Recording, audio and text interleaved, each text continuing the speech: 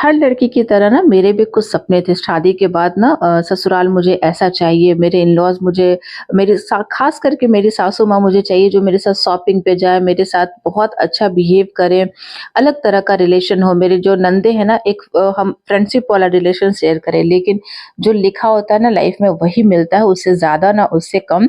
Not in a negative way, बस मैं ये बोल रही हूँ कि मैं इतनी छोटी थी अपने ससुराल में जब मेरी शादी हुई कि मेरी जो ननद थी ना वो मेरी मम्मी की उम्र की निकली।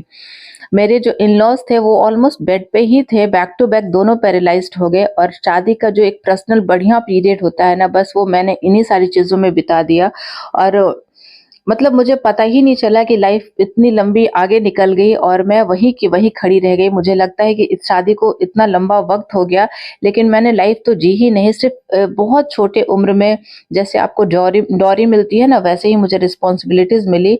हाँ, बस ये चीज़ का एक मलाल रहा कि कुछ भी करने के बाद मेरे हाथ में सिर्फ़ यही आया कि मैंने कुछ नहीं किया। मैंने किया ही क्या है? अपनी एक अच्छी-खासी हँसती-खेलती दुनिया छोड़ के मैं इन-लॉज़ के साथ रहती थी। उनको सँभालती थी, लेकिन मैंने कुछ नहीं किया, मेरे हाथ में यही आया, जैसे बोलते हैं ना कि जस नहीं होता है हाथ में, वैसे ही मेरे हाथ में था कि मैंने कुछ किया ही नहीं। आज ये सारी बातें ना बैंगन की सब्ज़ी बनाने पे ट्रिगर हो रही थी मुझे क्योंकि ये मेरे सासू माँ को बहुत ज़्यादा पसंद थी। जब भी मैं खाना बना रही हूँ आजकल ना मुझे थोड़ा-सा खाना ना बहुत ज़्यादा लगता है। मुझे लगता है कि इतनी सारी सब्ज़ी का मैं क्या करूँगी? मैं मेड को दे देती हूँ।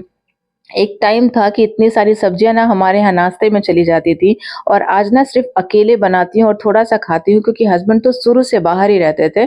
मेरा लंबा टाइम मेरे सास-ससुर के साथ ही बीतता था। उनको उनका ही खाना, उनका नाश्ता, उनका रात का, दोपहर का सारा रूटीन जो था ना उनके साथ ही मेरा था। तो मैंने अपनी लाइफ़ को अकेले कभी इमेजिन ही नहीं किया। शुरू से जैसा था वै जो भी था मेरे लाइफ़ में वो एक हिस्सा बन चुका था, एक रूटीन बन चुका था।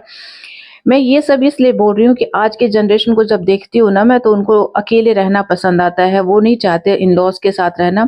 मेरी कुछ फ्रेंड्स ही मुझे बोलती हैं कि क्या पागलों की तरह तुम मिस करती हो, कितना मस्त लाइफ़ जी रही हो अकेले, लेकिन उनको नहीं पता कि अकेले जो लाइफ़ होता है ना बहुत मुश्किल होता है, बहुत टफ होता है।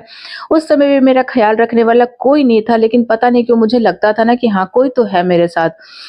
एटलीस्ट कोई फ़ोन तो कर सकता है मेरे हस्बैंड को या कुछ तो बता सकता है अगर मेरी तबीयत भी ख़राब हो गई तो। चलो कोई बेड पे भी है लेकिन कॉल तो कर लेगा ना।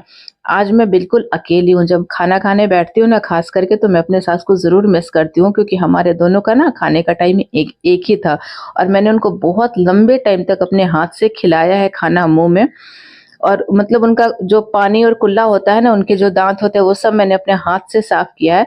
तो बस यही चीज़ें ना आज मुझे याद आ रही थी।